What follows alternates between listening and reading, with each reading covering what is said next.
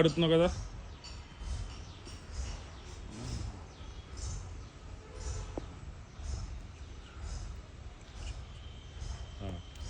దేవుడు ఉప్పు, ఈ చెట్టుకు ఉప్పు ఎందుకు వేస్తున్నావు? కాపుకి.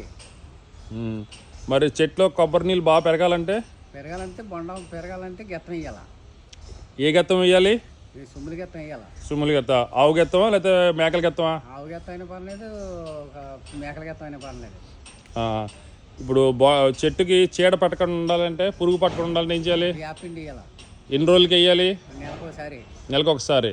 చెట్టుకి ఎంత పడుతుంది వేపండి? చెట్టుకి ఓ పావు. చెట్టుకో పావు పడుతుంది. పావు పడుతుంది. మరి సత్తు రావడానికి?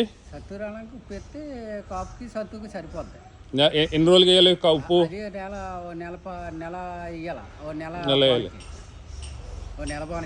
నెల చూపించాలి.